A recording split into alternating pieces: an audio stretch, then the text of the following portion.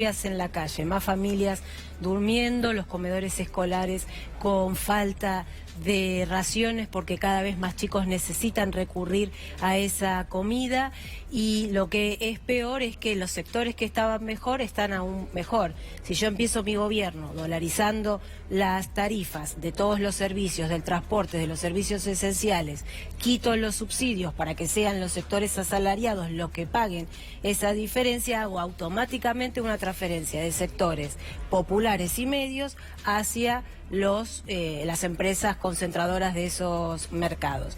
Pero si además hago una política donde saco el dinero de circulación, enfrío la economía, empiezan a cerrar los comercios, se caen las changas, hay menos dinero en la calle y por lo tanto no solo aumenta la pobreza, que lo venimos siguiendo, sino que se agranda cada vez más esta distancia entre el que la puede pasar bien y aquel que está en una mala situación, con todas las consecuencias que eso implica, como por ejemplo ahora, el aumento de la lo violencia. insólito, porque el gobierno creía que enfriando la economía la inflación iba a bajar, y acá no está ocurriendo para nada esto, ¿no? Hay recesión y a su vez más inflación. Exactamente, hay un problema macroeconómico que no cierra, hay un problema de economía real de retracción y además el problema social que estamos viendo, que también refleja el estudio de la Universidad de Buenos Aires, que señala algo muy interesante, que aquellos que están en situación de indigencia están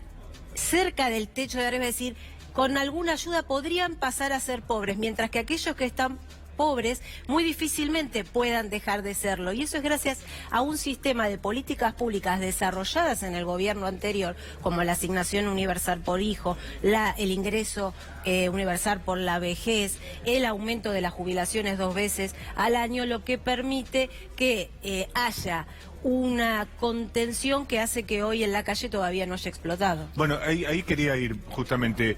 ¿Por qué hay cierta pasividad social ante este escenario? Obviamente hemos tenido 5 paros nacionales con mayor o menor acatamiento, ha habido algunas movilizaciones.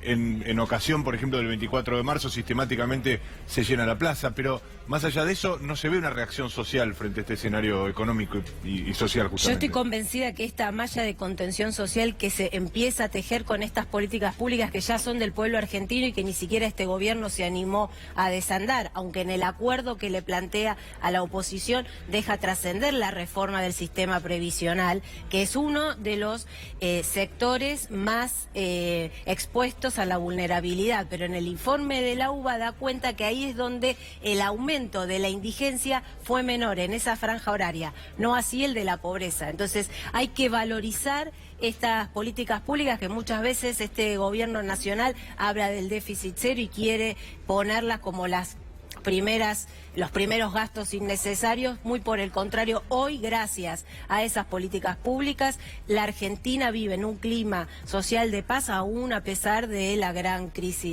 que vivimos. Me pregunto, perdón, porque yo recuerdo en el gobierno anterior, hubo instancias de movilizaciones masivas, y tengo presente las marchas de Bloomberg, y, por ejemplo, lo que sucedía en torno de la 125, que, más allá de los sectores directamente afectados, concitaban la adhesión de un sector importante de la población que se volcaba a las calles, iba a las protestas, y ese tipo de procesos no los hemos visto en estos casi 4 años.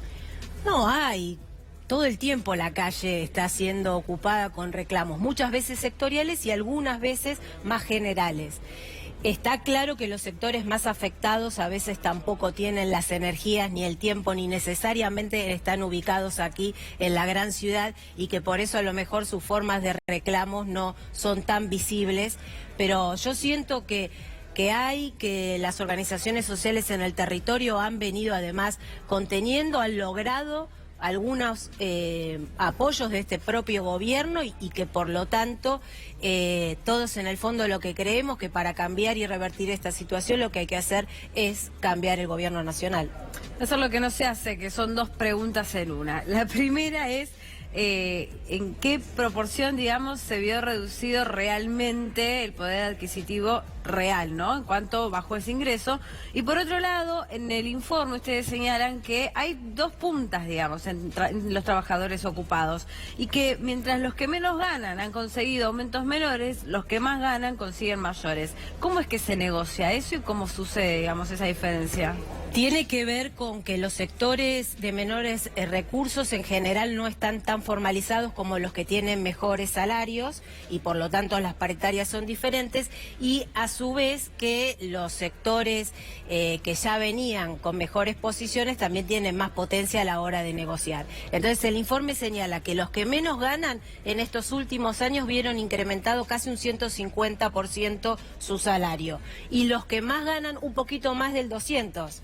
Pero claro, si lo pensamos en plata concreta, 10.000 pesos, un 150% se fue a 25.000, el de 100.000 se le fue a 250.000. El poder adquisitivo y la diferencia que hay entre esas dos personas es enorme. Por eso hay que volver a trabajar con políticas públicas universales que permitan a los sectores más postergados volver a tener poder adquisitivo y que eso genere el círculo virtuoso de una reactivación económica con las pymes adentro, los comercios adentro y también con el sector agroimpostador que hoy es el que le está dando cierto alivio al gobierno nacional. Silvia La Rufa, muchas gracias. Gracias a Y mencionaba, Silvia, los comercios, ¿cuántos se han cerrado? Muchísimos en la era del gobierno de Macri. Tenemos un informe sobre locales cerrados, síntoma de la crisis actual.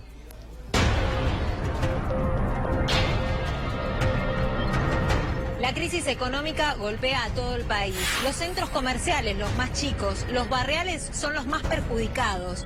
Un ejemplo es lo que pasa en Santos Lugares. Locales cerrados, bajó el consumo y los que están abiertos rezan por no ser los próximos.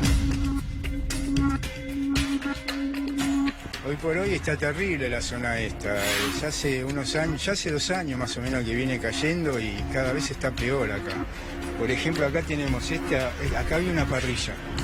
Años, yo te estoy hablando mínimo del año 2003 que estoy en la zona. Y esta parrilla ya estaba. O sea que ahí te da la pauta de lo mal que se está. Y luego empezás a caminar. Coto es otro más. Vos pasás y te da pena. Porque no hay consumo, no hay movimiento de gente, cosa que este supermercado, a la hora que vos vinieras, era una locura de gente. La situación económica es terrible, cada vez peor, la plata no alcanza, la gente no tiene dinero para salir a comprar, y bueno, los negocios están vacíos, se cierran, los alquileres altos, impuestos, la luz, el gas. El kiosco de este negocio tiene consumo de electricidad una barbaridad, porque tenés heladeras, freezer, fotocopiadora, y la ganancia que tenés no es mucha en un kiosco. Y bueno, y tenés que lidiar con eso, y bueno, así estamos. La verdad que es bastante difícil llegar a fin de mes y poder llevar todos los días lo que es nuestro comercio, ¿no? Que es la gastronomía en mi caso. Todos los días se nos complica un poquito más, tratamos de hacer promociones, tratamos de buscarle la vuelta de alguna forma de poder pasar esta crisis. Como bien vos hace un rato decías, está bastante complicado, los negocios de Santos Lugares tienen una tendencia a cerrar porque los gastos son imposibles. Se me cayeron mucho las ventas, la estoy luchando día a día, minuto a minuto, esperando que mis clientes vengan. Han aumentado mucho todas las cosas, entonces yo tengo un local donde quizás vendo cosas que no son de primera necesidad, por supuesto, pero se me hace todo muy difícil si es que sigo. Esto es mi alma, es mi vida y la de mi marido también. Es un sacrificio muy, pero muy grande que estamos haciendo para poder seguir en algo que emprendimos hace varios años. Es triste yo ya lo viví esto. Es triste por los pibes. Viste, los pibes que vienen atrás nuestros. Es triste. Yo ya lo viví en el 2001. Por eso, cuando llegó este gobierno sabía lo que se venía. Me quedé corto.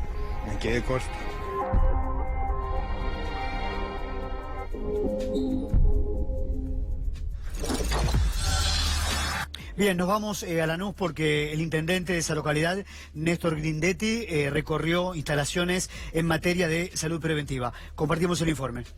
Sí, efectivamente, esto la verdad que es una cuestión, yo diría que es lo más, si se quiere, revolucionario que ha hecho en términos de gestión la gobernación, en este caso junto con nuestro municipio, porque realmente estamos haciendo una transformación de la prevención y de la atención primaria, no solo en cuestiones edilicias, en cuestiones de instrumentación, en cuestiones de equipamiento, sino fundamentalmente en cuestiones de recursos humanos. Hemos incorporado muchísimos recursos humanos y realmente se está dando una relación entre ese recurso humano, entre toda la infraestructura que la gobernadora puso a disposición a través de los recursos que nos dio, y el vecino realmente muy importante. Y hoy vecinos que no tienen la posibilidad de tener una obra social, tienen la posibilidad de atenderse, por ejemplo, acá en medicina preventiva, que pueden ser absolutamente todo. Así que realmente muy contento porque está dando sus frutos. Vamos a tener 14 salas remodeladas, 3 salas nuevas y muchísimo equipamiento. Pero de nuevo, destaco lo de los recursos humanos, un recurso humano realmente comprometido con este proyecto. Bueno, y después de la pausa vamos a hablar de Venezuela porque se viene un fin de semana de máxima tensión.